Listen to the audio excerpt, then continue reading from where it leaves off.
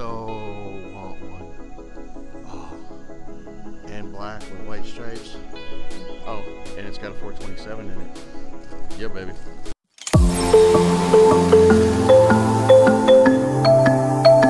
Carol Shelby, and where it all began.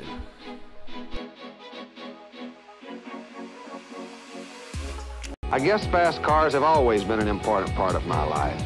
I started driving them on dirt tracks down in Texas.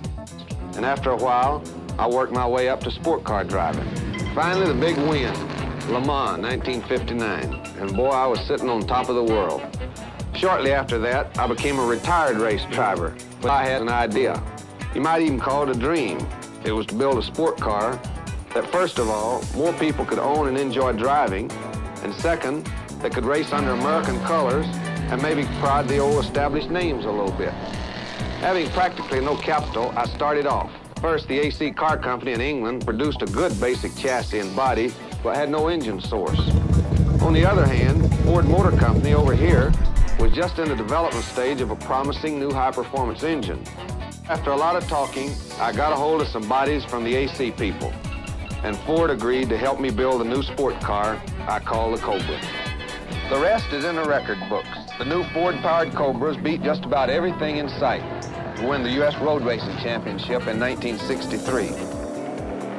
You either get to win races or you get to ride in comfort. And I decided to build a car that will win the races. You could drive it down the street, but you needed preparation H if you were going to drive it very far. We originally wanted to build 100 of them, and we built 100, and then the demand was so we built another 500, and then we put a 427 engine and a new chassis, the first chassis designed on a computer.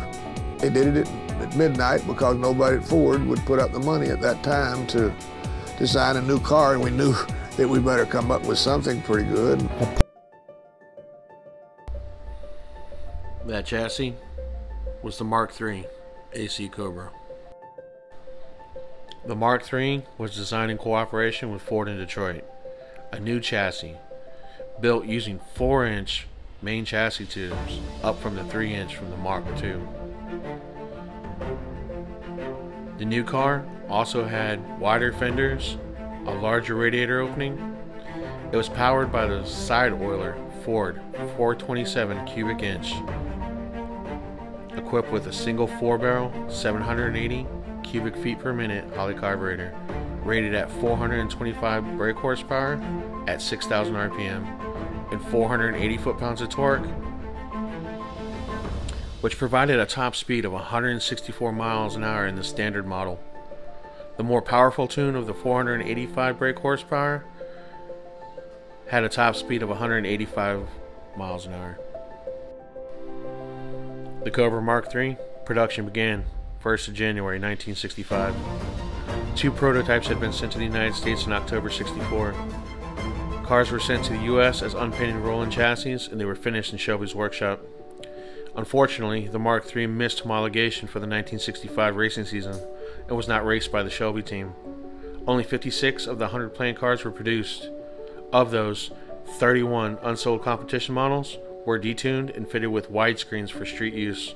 Called SC for semi-competition, an original example can currently sell for $1.5 million, making it one of the most valuable Cobra variants.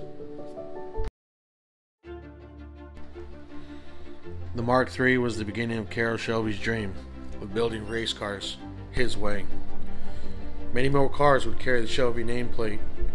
The Cobra would be the first of many performance cars that would shake the American production car industry. Also, some Italian production cars.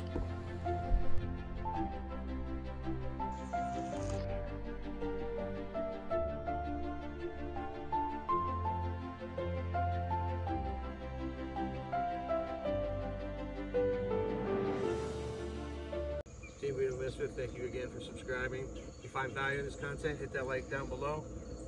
If you want to see more, hit the subscribe button. Check out Voodoosgarage.com for your merch. Catch you later. Stay cool.